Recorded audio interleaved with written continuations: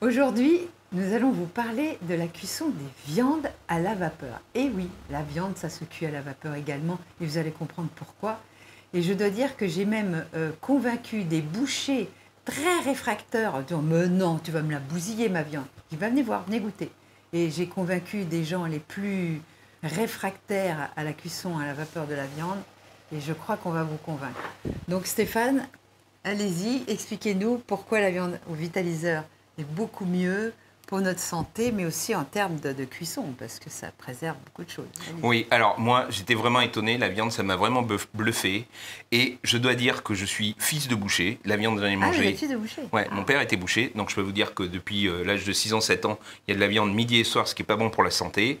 Et la cuisson au barbecue. Quand j'ai acheté ma première maison, il y avait un barbecue. J'ai acheté parce qu'il y avait un barbecue dans le jardin. Résultat, 5 ans après, il n'y a plus de viande qui passe au barbecue. Et je fais tout cuire à la vapeur. Donc voilà.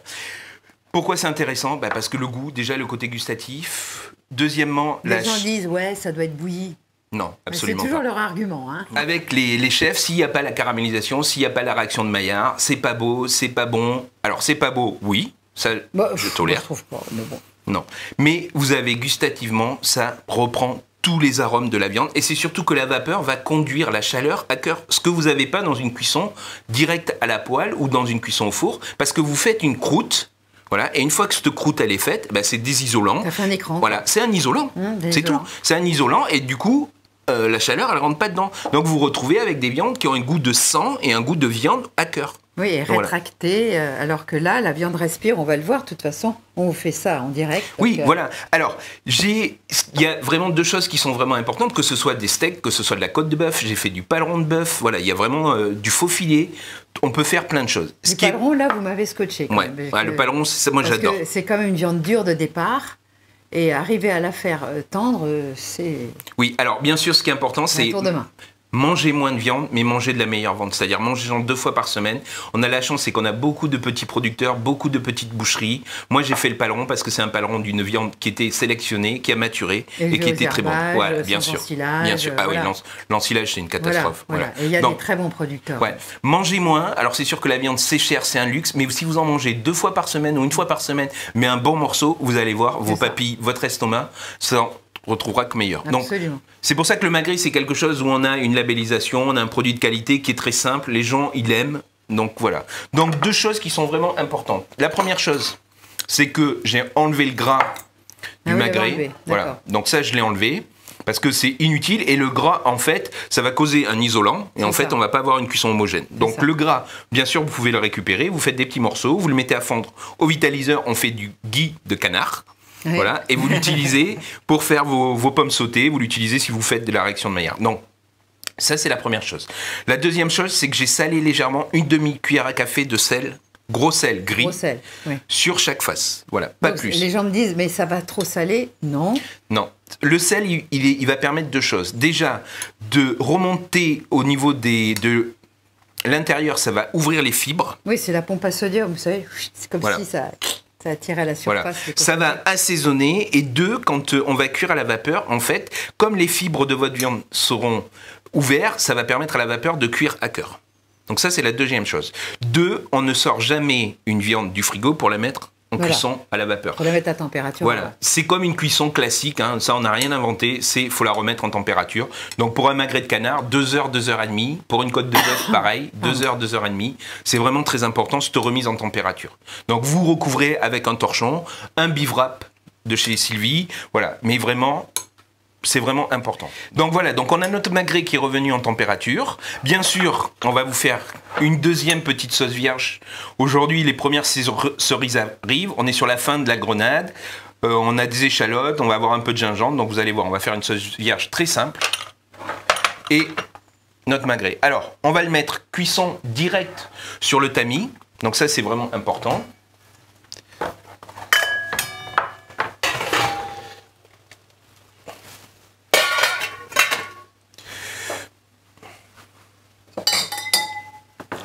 Donc vous le posez, et on va partir sur 6 minutes de cuisson. Voilà, entre 6 et 7 minutes, pas plus. Donc toujours une ébullition 6 modérée. minutes de cuisson avec une épaisseur, comme on a vu, du magret. Oui, oui, avec l'épaisseur du S'il est magret. plus épais, on mettra peut-être une minute de plus. Oui. S'il est moins épais, moins. Oui, Et alors- pour moi, le filet de bœuf, moi, je le cuis qu'une minute. Hein. Oui. Ça, c'est mon truc. hein. Oui, parce qu'on a aussi une viande qui est très tendre, qui n'a pas de fibres et ça cuit très vite. Et c'est très épais, vous avez 2 doigts en épaisseur. Voilà. Donc voilà. Et surtout par rapport, on a parlé tout à l'heure d'inertie avec le poisson. La viande, une fois que c'est cuit, vous la sortez du tamis. Vous la laissez pas parce qu'elle va finir de cuire parce C'est qu'il ça. y a une chaleur résiduelle dans votre tamis et ça continue de cuire et là on veut pas. Donc, on la sort et elle se détend. Et vous verrez, le sang commence à sortir quand elle se détend. Voilà, parce qu'en fait ce qui se passe c'est qu'on a une cuisson par concentration, c'est-à-dire que toutes les cellules de sang vont venir au cœur de la viande. Donc voilà. Et il y a la chaleur, avec la chaleur ça va rétracter. Une fois qu'on la sort, on la repose, donc on va la couvrir nous de papier cuisson avec un petit torchon dessus. Surtout on n'utilise pas d'aluminium, c'est vraiment... Ah non, pas d'alu, bien Voilà. sûr. Et on va la laisser reposer 5-6 minutes. Alors les gens me disent oui mais ça refroidit. Non, ça refroidit pas parce que vous êtes vraiment monté en température et je peux vous dire que vous mangerez pas froid. Peut-être que l'assiette, on peut la mettre chaude, non? Alors je vous ferai voir une autre astuce mais je la garde pour tout à l'heure. Parce que... Donc voilà. Donc pendant ce temps, on va faire notre petite sauce échalote. Donc moi j'ai pris quelques échalotes. Donc on va couper en petits cubes, vous pouvez aussi les émincer, hein, ça pose pas de problème. Donc, Et on ne pleure pas quand on coupe comme ça. non. Et alors pareil, utilisez pas des mixeurs pour hacher ou quoi, parce qu'en fait vous libérez en fait tous les gaz de l'échalote, ça vous fait de l'eau et vous oubliez la structure. Et en fait c'est pas bon du tout. Donc du coup notre échalote. Alors on va utiliser le trio. Alors vous pouvez utiliser un petit bol, parce que les gens ils disent oui l'échalote crue c'est pas bon, ça, il n'y a pas de souci, on va la faire cuire légèrement. Avec ça, on est dans la saison des cerises. Donc on va Ah, mettre... cerise avec échalote. Ouais, Ah, faut le faire. ben oui, on va, Faut on va oser, jou- hein. on va jouer la saisonnalité.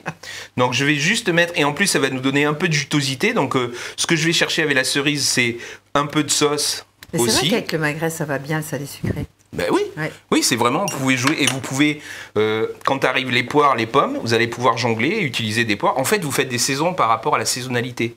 Voilà. Ce que je dis, moi, et ce que je mets aussi dans mon livre, c'est des bases. Mais une recette ne doit jamais être figée. C'est vous qui devez vous l'approprier. Donc, si vous n'avez pas des ingrédients, ce n'est pas grave, ça ne doit pas vous arrêter. Oui. Voilà. Ça, c'est important. C'est les gens doivent être libres, et surtout, On ils peut doivent... mettre des groseilles, des framboises, pourquoi Voilà, pas. hein. bien sûr. Tout ce Oui. qui est baie. Hein. C'est surtout, c'est que quand vous faites une sauce, il ne faut pas que ce soit un giffourtou.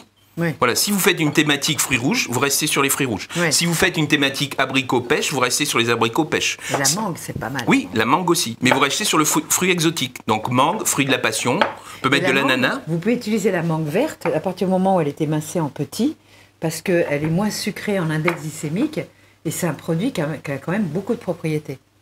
Donc là, j'ai mis ça dans mon trio. On peut l'utiliser aussi. Je vais mettre un tout petit peu de sauce tamari. Donc c'est une cuillère à café. Si vous avez pas, c'est pas grave. Donc voilà. Et un des gros avantages du vitaliseur, c'est qu'on peut ouvrir à tout moment. Ça va avoir ça. aucune incidence. Alors je vais vous faire voir la petite astuce pour l'ouvrir. Vous ouvrez. Ça c'est vraiment les gens ils disent. Vous ouvrez à plat et vous retournez. Voilà. Comme ça il n'y a pas d'eau de cuisson. Voilà. Et après, je vais égoutter. Donc, l'eau et voilà. C'est fini. Et on Donc, met combien de temps Le temps que notre là magret cuise. Donc, Voilà. on va laisser 3-4 minutes. Ça Donc pose pas de problème. ça dissout. Vous n'avez pas mis d'huile d'olive tout de Non, suite. pour l'instant, surtout, on ne fait pas chauffer les huiles. D'accord, Les oui, huiles mais d'olive là, ou quoi si on les chauffe tout doucement, Ouais, mais ça va juste pour la dégourdir. ouais, mais vraiment très peu. Faut lui donner juste un petit choc. Donc, on va pas prendre de risque. Et surtout, je veux garder la fraîcheur de l'huile d'olive. Je veux garder ce côté aromatique. Oui. Donc, c'est pour ça que je veux pas la chauffer. D'accord. Donc, voilà. Donc, On en apprend des choses. Donc avec ça, on va revenir sur notre acidité. Bien sûr, j'ai dit jus de citron de notre sauce vierge. Donc là, j'ai mis un demi-jus de citron, ça va être une bonne cuillère. On va mettre quelques grenades, parce que moi j'adore les grenades. Donc Ah ça, bah, va c'est être, tellement, ça va être visuel. Donc c'est ça. génial pour les hommes parce que ça protège la prostate, vous voyez. Voilà. On va bien sûr venir mettre quelques cerises en morceaux. Donc celles-là, elles sont crues. Donc c'est ça aussi qui est important, c'est d'aller amener du croquant. Du croquant et du cru. Voilà, et du cru. Et on va amener aussi du visuel. et vous allez amener de l'originalité dans votre cuisine. Donc si vous n'avez pas de grenade, c'est pas grave. On part sur des cerises, on va pouvoir partir sur des fraises, sur des framboises. On est sur une sauce de fruits rouges. On est en pleine saison des fruits rouges. Donc ça pose pas de problème par rapport à ça. Et ça, on va le mélanger avec l'échalote voilà. qui a infusé voilà. dans L'échalote qui a infusé. Donc, notre magret, on est à 2 minutes. 2 minutes de cuisson. Alors... Il reste 2 minutes de cuisson. Oui. Là, vous mettez de l'huile de sésame. Je vais mettre un tout petit peu d'huile de sésame parce que moi j'aime bien. C'est bon pour la santé et c'est vraiment... Mais c'est fort en goût, le oui, sésame, mais non? je mets très peu. C'est 2-3 gouttes. Ça c'est bon. Ouais. Hein, on va utiliser notre belle huile d'olive. Alors, vous pouvez utiliser huile d'olive, huile de pépin de raisin. Vous pouvez aussi mettre de l'huile... Bon, moi, l'huile de pépin de raisin, je suis pas très pour parce qu'elle est raffinée. Hein, mais bon. On peut mettre de l'huile de lin. Donc l'huile voilà. de lin, oui, bon, de toute façon, on la cuit pas. Donc ça non, va. non, voilà. Donc des huiles, on peut... C'est vrai que l'huile de lin a un petit goût très doux. Contrairement à la colza, moi, je trouve qu'elle est pas bonne, la colza. Il y a la cameline, mais je trouve qu'elle a aussi du goût pour des préparations comme ça. Voilà. Et là, je vais râper un petit peu de gingembre parce que j'aime bien aussi. On va donner. Donc c'est quoi votre râpe? Elle vient d'où là? C'est une microplane. Donc ça c'est indispensable. On va pouvoir mettre les zestes, on va pouvoir mettre râper de l'ail ou quoi. Microplane. Ah, il n'y en a d'accord. qu'une, c'est celle-là qu'il faut avoir. D'accord, on peut l'acheter par internet? Ouais. Ouais. Et je peux vous dire que c'est nous ce qu'on utilise. Donc vous voyez le rendu. Ah, c'est voilà. bien. Et ça c'est top. Vous pouvez râper l'ail. Et comme ça on va donner un peu de peps, un peu d'exotisme à notre sauce. Eh Donc, oui, et c'est bien tout sûr. simple. Voilà. D'exotique. Et en plus, ça aide à la digestion, donc c'est que du bonheur, quoi. Je vais lui râper un tout petit peu de zeste. Ah oui. C'est ça, vous voyez, des petits trucs. Tout le monde peut acheter des citrons verts ou jaunes, si vous voulez. Ça, c'est facile d'accès, ces trucs-là. Ouais, il y a en bio des grenades, on en trouve plein maintenant. Du gingembre, il y en a tout le temps. Et hop, vous voyez, un petit coup de râpe, et ça y est, vous avez une sauce formidable. Donc là, le bruit qu'on entend, c'est voilà. C'est l'alarme du minutier. Alors, notre magret est cuit. Alors, c'est sûr que visuellement, c'est pas beau. Ça, il n'y a pas de souci. Bon, moi, je trouve pas ça moche, parce qu'on voit que la viande respire hein, quand même. On va lui poser un papier dessus et on va mettre un torchon juste posé. Vous venez pas recouvrir la viande. Vous le posez parce que si vous recouvrez votre viande, ça garde la chaleur. Voilà, ça va garder l'autre chaleur. Et l'autre astuce que je vais vous faire voir pour les gens qui ont peur, là, on va sortir notre sauce, c'est que ah bah oui, mais ça je connaissais ça. Oui, oui. bah voilà. C'est pas du jeu là. Oui, mais on peut faire qu'une assiette. Oui. On peut pas en faire plusieurs. Non, mais on peut mettre plusieurs magrets. J'ai essayé plusieurs et ça marche avec l'assiette qu'on met au-dessus. Donc, ouais. On peut mettre plusieurs magrets, bien sûr. Oui, non, on peut mettre plusieurs magrets. Parce qu'un magret, ça fait au moins 2-3 personnes. Hein, on est d'accord. Oui. Ça dépend de votre appliqué et de la grosseur du magret. Mais donc, si vous avez eu 6 convives, vous prenez 2 magrets. Si vous en avez 8, il faut quand même 3 magrets. 3 magrets, hein, oui. Ouais, un magret pour 3. Et vous allez voir, on va les émincer. Je suppose vous les émincez. Oui. Émincer, on n'y voit que du feu. Vous n'aurez bien sûr qu'il n'y a pas l'aspect grillé, mais finalement, l'aspect grillé, il n'apporte rien au niveau de l'aspect une fois que c'est escalopé. Non, il va apporter du visuel. En fait, j'ai fait plusieurs tests avec la réaction de Maillard, et je trouve que ça va assécher et tout le travail que vous avez fait en amont au vitaliseur, vous le détruisez. Donc, et si vous faites la réaction de Maillard, c'est un aller-retour, c'est flash. Donc, c'est pour ça. Donc là, vous avez notre sauce. Voilà. J'ai pas mis d'herbe dedans, on aurait pu mettre un peu de donc on persil. A mélangé les échalotes, d'accord. Voilà. Okay. On a mélangé les échalotes, elles sont cuites. On a notre sauce qui est très, très gourmande. Vous avez vu surtout, il faut pas trop mettre de matière grasse ou quoi, ça sert strictement à rien. C'est qu'en fait, on vient lier notre cerise. Donc voilà, donc on va passer à la phase. Je vais goûter, hein. Oui, bien sûr.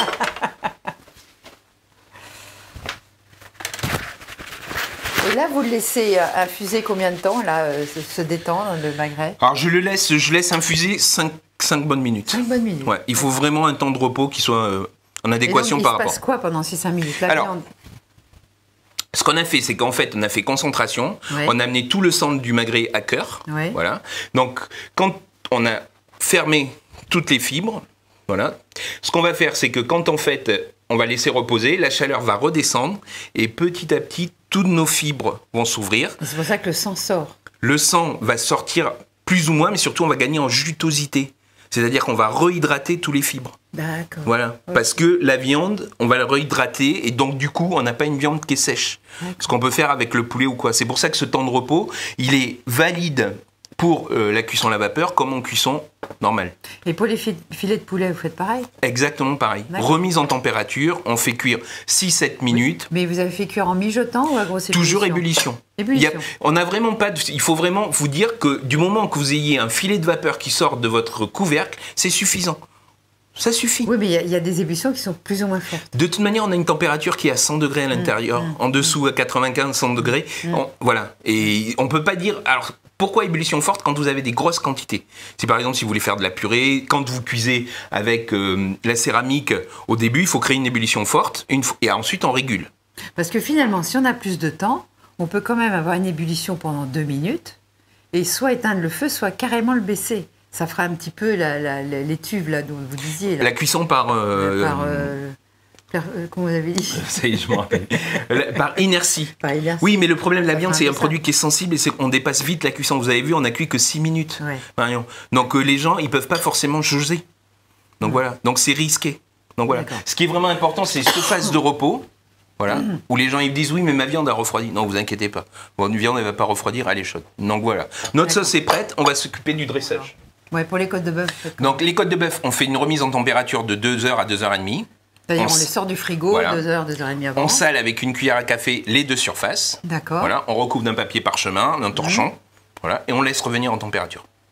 2 heures, 2h30. 2h30, Et 3 ensuite, heures. cuisson Ensuite, cuisson sur une côte de bœuf d'1,2 kg, on est à 15 minutes, 16 minutes de cuisson. d'1,2 kg. Voilà. Il y en a des fois des moins lourds. Si vous avez des côtes de bœuf de 600 grammes, vous pouvez faire des plus petites côtes de bœuf, vous êtes à 8 minutes de cuisson.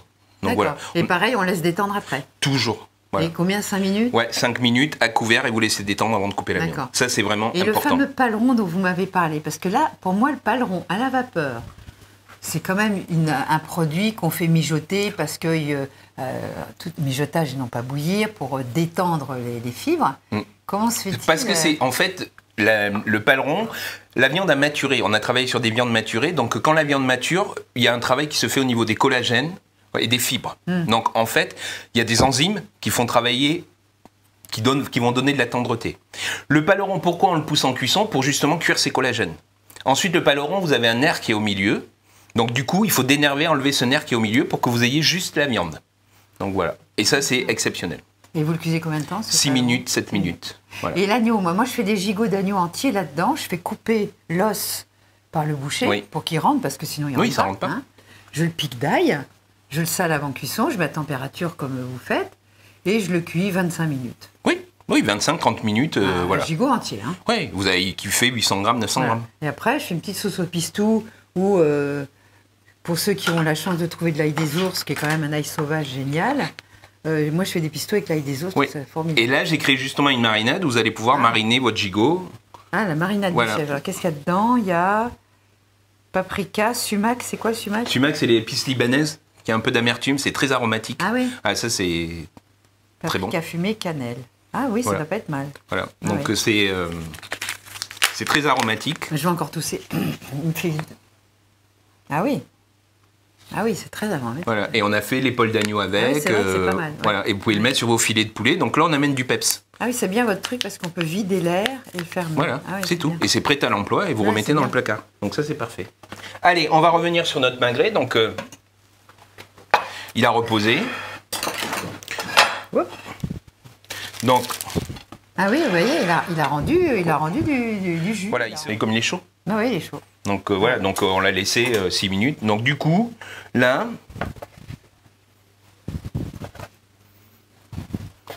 est-ce que le chef est bon? Alors évidemment, quand on est un bon chef, on a toujours un couteau qui coupe. Ah oui, ça c'est... Donc aiguisez vos couteaux. Regardez, c'est magnifique. Vous avez surtout une cuisson qui est homogène. On est dans une cuisson qui se rapproche du sous-vide. Je vous le montre quand même de près parce que c'est quand même génial. Regardez. On n'a pas du marron, du rouge, voilà. Et ça, c'est parce que la chaleur a été à cœur. Donc voilà, c'est-à-dire que Formidable. là, c'est cuit comme là. On n'a pas de démarcation de couleur. Quand vous faites une réaction de Maillard, vous avez une caramélisation, une cuisson prononcée là, et ensuite, on arrive sur du rouge saignant. Voilà. Donc là, Magnifique. Oui, parce que souvent, quand on veut les cuire rosés, ils sont crus dedans. Voilà, oui. Ouais. Mais nous, et regardez la chaleur, Voilà, la il est chaleur, bouillant. mais complètement. Donc ça, c'est vraiment important. Ah, moi, quand je veux séduire un boucher, je lui fais de la viande et il me dit, mais c'est pas possible. Donc là, vous pouvez mettre un petit tour de moulin à poivre et on va venir... Vous voyez, on va venir juste mettre de la gourmandise. Et ça, vous le servez avec quels légumes, un magret? Alors, on peut le servir avec une petite purée de patates douces. On va pouvoir le servir avec une petite purée de pommes de terre. On va pouvoir aller chercher des haricots verts. Voilà, on travaille sur le super. légume. Une purée de carottes qu'on va parfumer avec du cumin. Et puis voilà. Et voilà Super. notre magret. Oh, c'est trop beau. Bon, bah écoute, moi Et là, on est dans les couleurs de saison. Je vais goûter un petit bout. Hein. Attendez, je-